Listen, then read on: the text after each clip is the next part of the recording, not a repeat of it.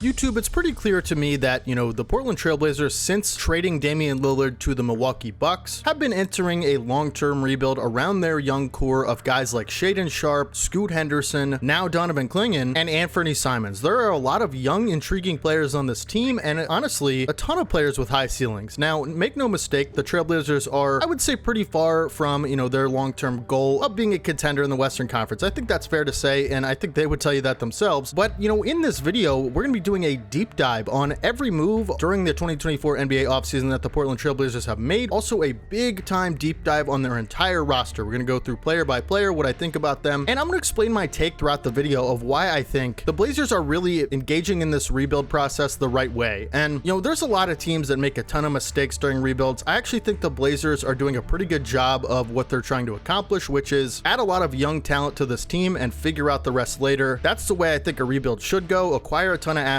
and sort them out when it's time to sort them out. But no question about it, this team is loaded with young, high-ceiling players, and we're going to get into all of them in this video. This is the Portland Trailblazers deep dive, folks. And maybe, just maybe, by the end of the season, some of these players that are really good and, could help a championship team now will be gone by the deadline. And maybe, just maybe, you could get a good crack at that Cooper Flagg sweepstakes in the 2025 NBA Draft Lottery. This is the Portland Trailblazers deep dive. D-Have Nation, let's get right into it, folks.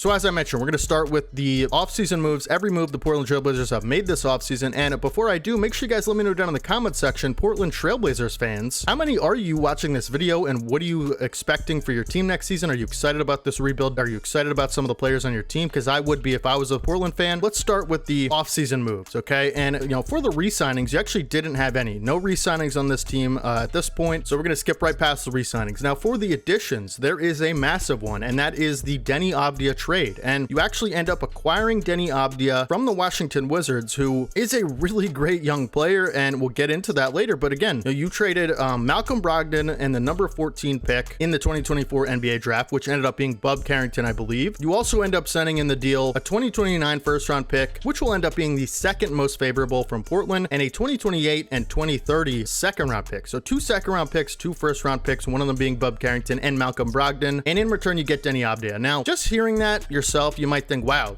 Bub Carrington's a great prospect. You also give up a veteran player in Malcom Brogdon, who is still pretty good, and then, a bunch of picks in the process, 3 to be specific, and you might think, wow, that's a lot of assets to give up for a guy like Deni Avdija. I actually don't think so at all. I think that is pretty good value if you're acquiring a player like Deni Avdija. Now, let me explain to you Deni Avdija's game for those who might be unfamiliar, folks. Deni Avdija is a versatile defender. He is a absolute beast on the defensive end of the floor, and he has extremely talented offensive capabilities. He is a good ball handler for a wing, and he's more like a point forward that can score and defend. And the Blazers, who have really needed more playmaking, I think Anfernee Simons and Scoot Henderson being the best one of the bunch, potentially, Scoot Henderson has a great playmaking ceiling. That is one of his stronger assets as a player. Shaedon Sharpe also, has improved his playmaking a little bit, but Deni Avdija, is a really underrated playmaker for his position. And, in my opinion, he is a 3 or a 4, 6'9", 210 with good, strong fundamentals. He's played 4 years with Washington already, even though he's only 23 years old. And last year being the best of all of them. I mean, he really broke out last year, averaging 15 points, 7 rebounds, 4 assists, good defensive player, and shot efficiently from all 3 levels. 50% from the field, 37% from 3 on 3 attempts per game. I mean, this guy is an absolute stud. He could be the two-way forward of your future. So I think, that price for getting him is,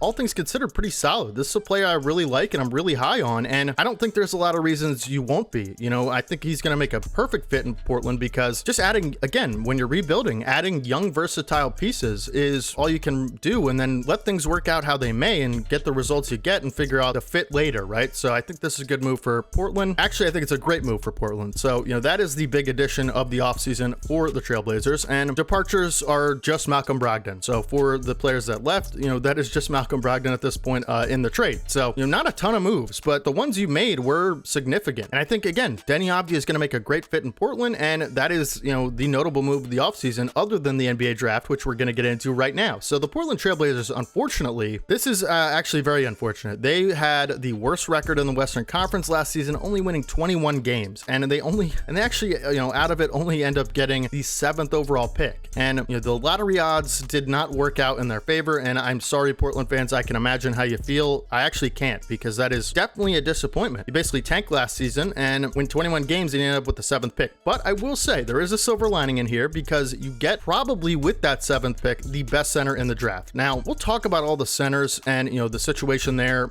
moving forward with the roster deep dive later in the video, but you end up selecting Donovan Clingan, who is a beast of a center out of UConn, and he is going to be potentially one of the best defenders for a center in the league in a few years. I mean, Clingan is so great defensively, so great on the interior rebounding. He's a massive human being. Okay, Clingan is only 20 years old, and so that's a good age for your 7th pick, and he is 7'2", 280 pounds. That's what he's listed at. So you think about that size. That is like Joel Embiid size right there. And if you know anything about how big Joel Embiid is, he is probably the biggest player at any given time on the floor for 90% of his minutes. Good luck dealing with Clingan in the paint. He is a monster rebounder and he is a monster defender, and I think will improve offensively as time goes on. Great pick, getting the in my opinion best center in the draft at 7th overall. This is the type of center I like for NBA teams moving forward. He just is going to fit in really well. Now again, there are some concerns about the logjam at center. We'll get into that, and that is your only draft pick of the 2024 draft. And now I think it's time to get into the moment we're all waiting for the Portland Trail Blazers, and that is the roster deep dive for their 2025 NBA season. Let's go through this roster player by player, and I'm going to explain my takes throughout the video throughout this deep dive, and let's get right into it, folks.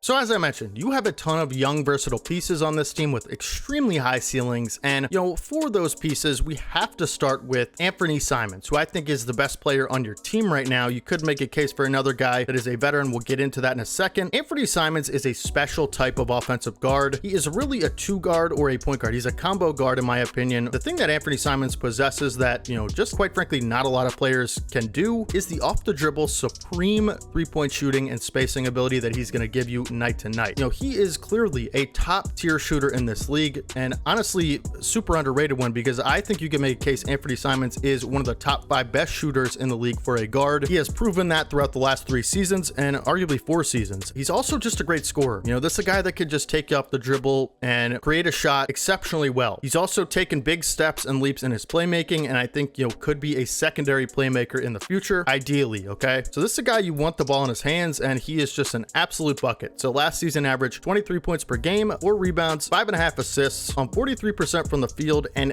39% from 3 on 9 attempts per game. If you're rounding up, that is absolutely magical from the 3-point arc. And again, this is a guy that's just an elite shooter, 92% from the line on 4 attempts per game. This is a second scoring option on a great NBA team. He's that great efficiency wise. This could be a generational type shooter, and he's still only 25 years old. This is, your biggest piece, in my opinion, that can put the ball in the basket better than anyone on this team efficiently. Again, just a special offensive talent that I think you have to build around, and it appears that that's what they're doing. Another great player on this team is Jerami Grant, and it'll be interesting to see. I know Trailblazers fans are probably sick of hearing this, but it's all everybody talks about. Jerami Grant does not fit the timeline of this team, but he is, however, under contract for a few more years with the team on a big deal. Next year, he's set to make $27 million. I'm not going to speak too much on that, but I do think there's a good chance that he is not on the Trailblazers, within the next year or two. You could certainly get, a big haul for him, in my opinion. Let's get all that out of the way. Okay, let's just talk about his ability. Jerami Grant is a versatile 2-way player that has really improved throughout his career. He started in his career with my 76ers. At that time was more of a, athletic, raw prospect that was pretty good at defense, good lob finisher, but just a long, versatile defender. Couldn't really score very well. And throughout his career, his work ethic has been remarkable, in my opinion. Jerami Grant is a player, like I said, who started out one way in his career, looked like, just another defensive wing that had a lot of athleticism. Through his dedication and work ethic to his game, he has been able to be an all-star caliber player for years now in the NBA. And, this is a scorer that I think you can rely on pretty heavily. This is 2 years in a row with Portland. He's averaged over 20 points per game. And, the efficiency from 3 is exceptional. Jerami Grant is just a great player, and he's a good defender as well, and again, not a guy who fits the timeline of the team. I'll be interesting to see what happens with him with this contract contract throughout the next few years. I believe he's got 4 more years, including this one, the 2025 season, left on his deal. But man, I just love his game, and I think, one of the better two-way wings in the entire league. No question about it. Let's talk about a freak athlete, and that is Shaedon Sharpe, okay? Shaedon Sharpe is an exciting player to watch, a guy in the dunk contest a couple years ago, but that doesn't do his game justice, to be quite honest with you. Shaedon Sharpe is an exceptional player already in his career, and he was a high draft pick in 2022, 7th overall. But I always say, when in doubt, draft a Kentucky guard. There's a good chance they're going to be special, and I think Shaedon Sharpe is going to be special. Last season having a bigger role, okay? He only ended up playing 32 games, and most of them were at the beginning of the season. But with Damian Lillard gone, he has had a chance to, last season in that limited game span, prove that he is a capable, third or fourth option type of guy who can play on the ball, and he really had a lot more opportunities to play on the ball last season and upped his production big time on, a lot of areas. I think this is a good defender. He's a great athlete, and if he can just improve a little bit his finishing ability and his consistency offensively and scoring wise, this is a star caliber player. 16 points a game last season. Again, I mentioned 32 games played, but 16 points, 5 rebounds, 3 assists. The turnovers are high for those 3 assists, but it is encouraging, I think, how he played in that on-ball role. There is a lot to like there, and there's a lot to improve on as well, but I think there is something there with his on-ball production that you can build on moving forward. We still have to see what kind of consistency he has shooting the 3 ball throughout his career, but this is a guy that can get to the line all the time. He averaged 4 free throws a game last season and 82% from the line, so this is probably one of the better players you have at getting to the rim, drawing fouls and stuff like that. Obviously, you've seen the poster dunks, you've seen all that stuff, but, just a good two-way player, and I think is going to build on, his success early in his career moving forward. Next season could be a breakout year for Shaedon Sharpe. That's what I would expect. Another veteran that, is an interesting part of this team. Again, maybe another guy that might not quite fit the timeline of this team so well, despite his young age, and that is Deandre Ayton. 26 years old, probably, maybe as good as he's going to get in his career, but last year, there was a lot of questions about Deandre Ayton and whether or not he was going to be the type of player we thought he was originally coming out of Arizona as that generational, potential talent at center. All the talent is there, and we've seen him have ups and downs throughout his career, making it all the way to the finals as a, big time role on those Phoenix Suns teams. He's a double-double machine, and he's just a good athlete and modern big man. Great offensive rebounder, great rebounder in general, and has a little bit of offensive pop to him as well. And I think if DeAndre Ayton can, put together another good season for the Blazers, because last year in his first season with the Blazers, he was involved in that Yusuf Nurkic trade last season. If he can, maintain his production, but maybe add a little bit more intensity on the defensive end of the floor, there's no reason he can't be a top tier center in the league. I mean, he has all the talent and the ability. The interesting thing to me is that you have 3 centers on this team that, all deserve big roles on good teams. And we'll talk about the other one, but right now you have Clingan and DeAndre Ayton, and that clearly, when you watch Clingan get drafted, you wonder, okay, well, is he going to play? Because you have 2 veteran centers right now that are pretty good, and DeAndre Ayton being a big focal point of this team, in that Nurkic trade, he clearly is someone the franchise has invested a lot in. He's on a big contract, you know what I mean? So I'm just wondering, Portland fans, let me know, what are you thinking about the center? Do you think Ayton gets traded? Do you think Robert Williams gets traded? We'll talk about Robert Williams, but again, my assessment of Ayton is that he has, great top tier talent at that center position, and he's certainly not on a backup contract. I think, there's a good chance that either him or Robert Williams are going to be moved by the deadline, because otherwise, what are you doing with all those centers that you could be getting value for? So I certainly don't think Clingan will be traded, so, that's something we have to monitor, but DeAndre Ayton is a very good center in this league. He's an above average center, no question about it. I think that's an understatement, and at times he is capable of being an elite center. We just haven't seen it consistently in the league thus far, other than for stretches with the Phoenix Suns earlier in his career. I do expect him to start, coming out of the season. I think that is probably what's going to happen. Clingan come off the bench, and then, Robert Williams III, the Time Lord, a big piece of that Damian Lillard trade where you acquired Robert Williams for Jrue Holiday. And Robert Williams only played 6 games with the Blazers last season. He has struggled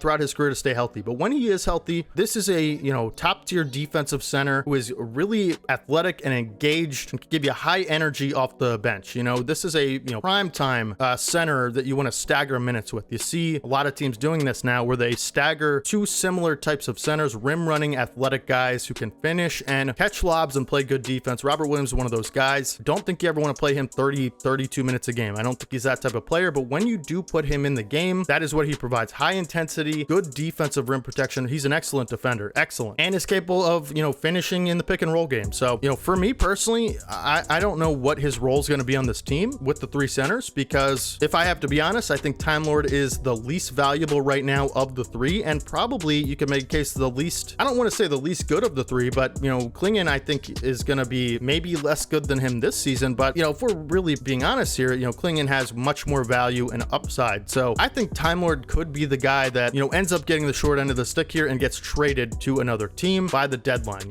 He is again the least valuable of the three, and his contract is small enough to where I think you could facilitate a move pretty easily with a team that needs a center. And then there's Donovan Clingan, again probably the best center of the draft in my opinion. You could make a case for Zach Edey. I've had some criticism of Zach Edey, and I kind of retracted them for the most part. I tried to, and I think I was wrong about Zach Edey originally. A lot of Grizzlies fans have corrected me on that, and I appreciate them. But listen, I still think Clingan is the best center in the draft, and here's why. This is going to be a defensive anchor. This is going to be an interior presence, that quite frankly the league just doesn't have a whole ton of. Okay, I think he's going to be a double monster throughout his career, capable of being an all defensive potential player, and I think he will grow offensively as his career progresses, and that is the big thing. Can he finish at the rim and around the rim consistently? Can he be a positive on offense? I think that's what you have to look for, other than rebounding, right? Other than the offensive rebounding, can he be a positive? I think he's a good passer as well, so that'll help him a lot in that regard. But can he finish at the rim consistently? Can he shoot a good free throw percentage? These are things we have to see, but the defense and the rebounding upside is good enough for me to say, this is a player you want to hold on to. With that center logjam, he's the guy I think you try to build around most, and you see where the chips fall for the other guys. But great pick, and it was a little bit of a head scratcher for me at the time, because I'm thinking like, you invested so much into the center position with DeAndre Ayton and Robert Williams III, and now you go out and draft, with the 7th pick in the draft. This is a big pick for them, and they get Donovan Clingan. I just didn't know if I loved the pick at the time, but it depends. I guess it's hard to say right now because we just don't know what they're going to do with the center. So depending on what moves they make, because there has to be a move to be made, with these three centers, otherwise you're wasting value. Could be getting stuff back for some of them. Until we know what that move looks like, I don't think you can call this a bad pick. I actually think, depending on what the move looks like, this could be a home run pick. So be patient, Blazers fans, because I think a big move is incoming for this team by the deadline. Now, we haven't even talked about potentially the highest ceiling player on this team. We talked about Simons, we talked about Shaedon Sharpe and how those guys' ceilings are massive, and Simons already being probably the most developed, definitely the most developed of the three, but he is certainly a star player right now. And Scoot Henderson maybe has the highest ceiling of all of them. Actually, I think he does have the highest ceiling of all of them. Listen, I actually went to a Sixers Blazers game last season. It was the opening day game for the Sixers. I think it was like their second game of the season, right? And they played the Blazers at home and they won by a lot. Okay, that's not what we're going to talk about, but Scoot Henderson early in the season really struggled, and it left a lot of fans wondering if he was a bust or not. I think that was ridiculous. It was way too early to say any of that stuff. And throughout the rest of the season, he progressed immensely. He got so much more consistent, so much better, and they let him work through his mistakes, which I thought was so big. And he did have some injury issues last season, ended up playing 62 games, but by the end of the season, I thought this guy looked really good. Like, I thought he looked about what you'd expect him to look like as that 3rd overall pick with that high upside coming out of G League Ignite. One of the most sought after prospects in the Wembanyama draft. People were saying he was the second best player in that draft. He ends up going to 3rd to Portland, and people say, oh, what a steal for Portland. And you know how the NBA community is and the NBA media. Once he, has a couple bad games, oh, he's a bust, right? At the Sixers game that I went to, Scoot Henderson was shooting the ball very poorly throughout the first half of that game. I was so enamored with this particular incident, okay? I'm sitting there at halftime, okay? And,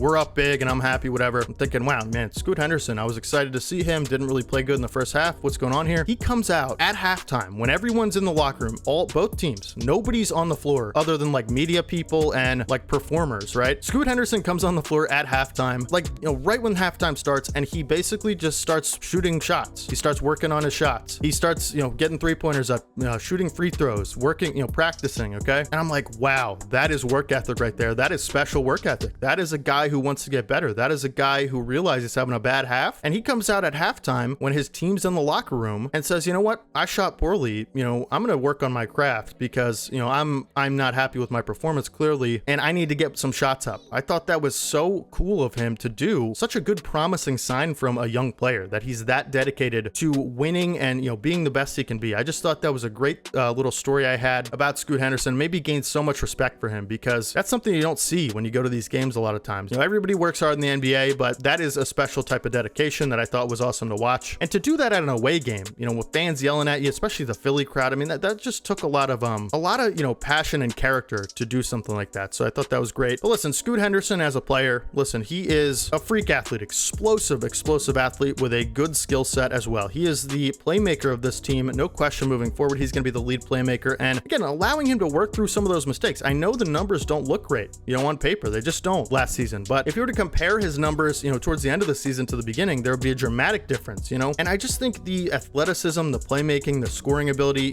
he improved as a shooter through the season. I personally think Scoot Henderson comes out next season and has the year people expect him to have as a rookie ×2. Okay, I think he's gonna have a breakout star type year. Look for Scoot Henderson to be in line for most improved player, because again, just the work ethic, and he has a great attitude, and Portland I think is going to do a good job of developing this kid. I mean, he's 20 years old. 19 as a rookie is crazy to expect, the world from him. And if he plays on anything like he did down the stretch, I think he's actually going to play better than that and refine his skill set a little bit more. Scoot Henderson has drawn a lot of comparisons to Russell Westbrook. And I think, when early Russell Westbrook really struggled in his career, his first couple seasons, he was inefficient. He was a raw athlete that the Thunder worked with. And, they gave him time and he turned into a Hall of Famer. I think Scoot Henderson has that similar ability, natural freak athleticism, and just amazing skill set already displayed at 20 years old. I think you just have to be patient with this kid. He will get there. I promise you guys, he will get there. I just love Scoot Henderson. He's a fun player to watch and expect him to be in line for most improved player. He is going to have a breakout season next year. Mark my words, folks. You can clip me if he doesn't, all right? Clip this video and send it to your friends and laugh at me if he doesn't, all right? I'll take the L if he doesn't. But if I'm right, you got to praise me, all right?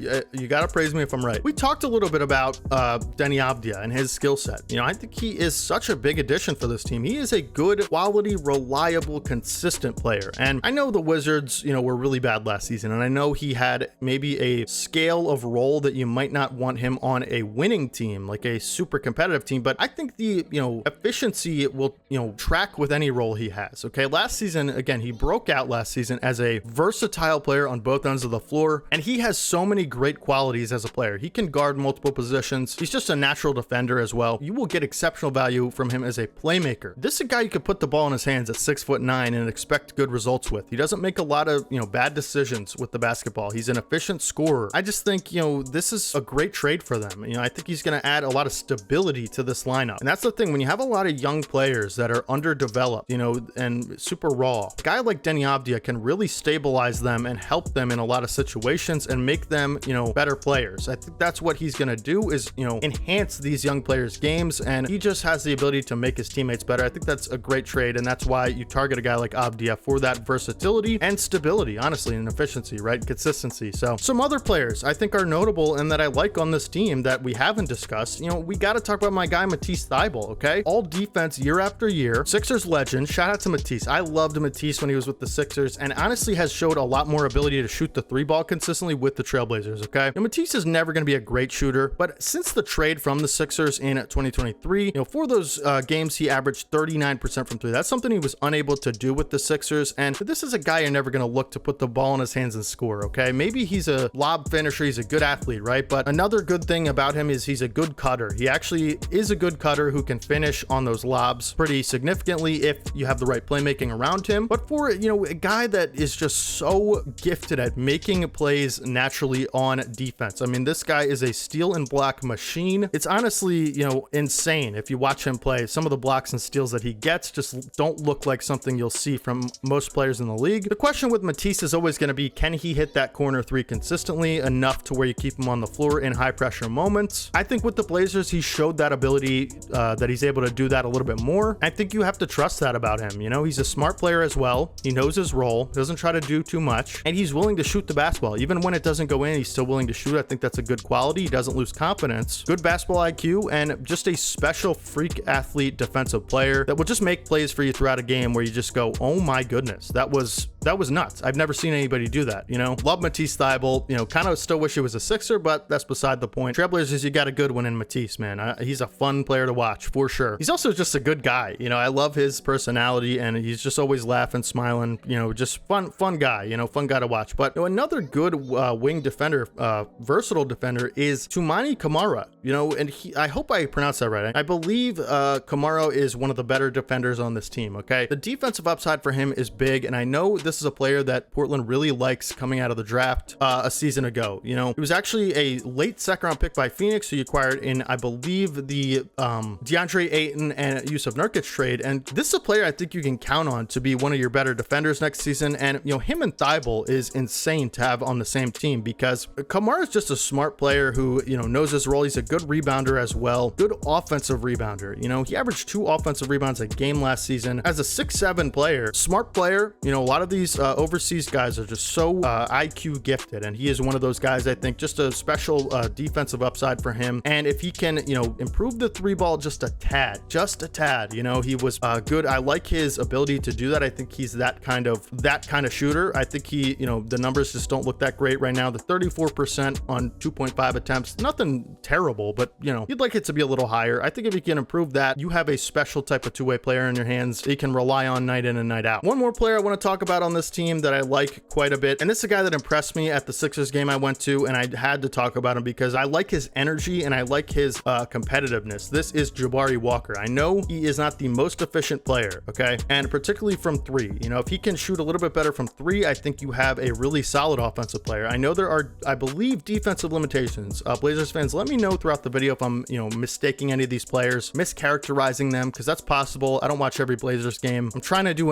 a good job of doing your team, covering them well and, you know, representing them accurately, but I will get things wrong. You know, this is a long recording. I'm talking a ton, and, you know, I'd like to think I know a little bit about your team, but there's a good chance I messed up on at least one thing throughout this video. I believe the issue with Jabari Walker is his defense and his three-point shooting, but his rebounding is actually exceptional, you know, and he had a big role with the Blazers last season as like a forward that come in and, you know, score a little bit and rebound. I like the player a lot, and I think he has a good competitiveness to him. He's not afraid of anything. He's got no fear. Those are the players I always like, that come in and just, you know, they don't shy away from anything. You know, let me know down in the comment section, Blazers fans, what do you think of Jabari Walker? I like the player a ton, and I think, you know, he adds a lot to this team next season. Hopefully he can improve his 3-point. If he can improve his 3-point shooting to around league average, he is a big time threat at that power forward spot, no question about it. And, you know, there are other players on this team that are certainly worth talking about, but, you know, for the sake of the video, I just want to leave it there. I think we covered most of the notable players. Let me know down in the comment section, Blazers fans, how I did with your team. You know, I really do pride myself on being as objective and fair as possible through these deep dives for every team. You know, I do a lot of research, and quite frankly, I watch a lot of NBA games throughout each season, or with the NBA League Pass. So, but even with all that said, you know, I'm not an expert or anything like that. I just make videos, and I'm passionate about basketball. So there, you know, there's gonna be things I missed or mischaracterized, you know, unintentionally, you know, I would say. But if there is those things, let me know down in the comment section. You know, I hope you guys enjoyed the video, Blazers fans. I tried to do your team well. So please let me know. Feedback is always important, how I did with your team. Hopefully you guys enjoyed the deep dive. You know, I think the Blazers, just to, you know,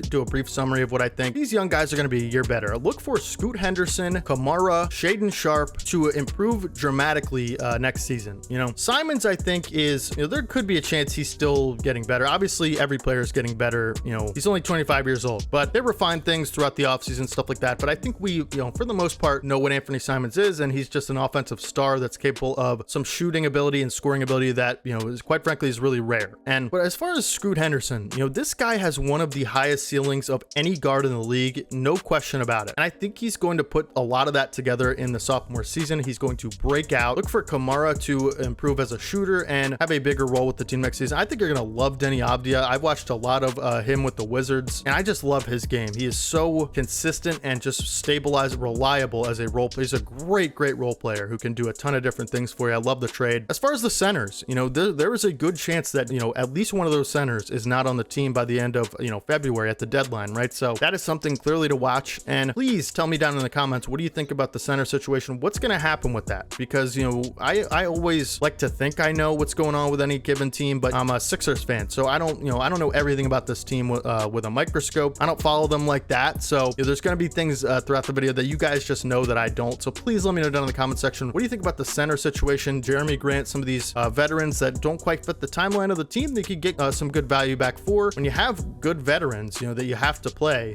that don't fit the timeline, and you don't trade them, I mean, they're not only taking minutes from other players that is important for them to play and work through mistakes that are young and developing and could be, you know, building chemistry with their other young teammates. Not only do you do that, but you're also not getting value back for them, you know, draft picks, assets, you know, more young players that you could be developing. So I think I always think the sooner the better on some of these trades, but I also think it has to be the right package. And, you know, if they haven't made a move yet, it's probably that they haven't found the right package. So what do you hope to acquire? Who do you hope to trade? All that good stuff. I'm sure you're sick of talking about the trades. I tried to go as in-depth as possible on the players that I think don't get enough coverage. But again, look for Scoot Henderson and these guys to come out of the gate strong next season. And I think Scoot in particular is going to have the best season and most improved season of any player. Shaedon Sharpe as well. He's another guy. You know, Shaedon Sharpe, Scoot Henderson, and Anfernee Simons could be the best 1-2-3 trio 3 years down the road, hopefully, if you're a Trailblazers fan in the entire NBA. So with that, you know, I'll wrap up the video. Thank you guys for watching all the way to the end. I know it's a long video. I apologize for that, but you know, I try to be as in-depth as possible. Hope you guys enjoyed the content. You guys have been doing so good with the support. Thank you to all the new subscribers. You guys have absolutely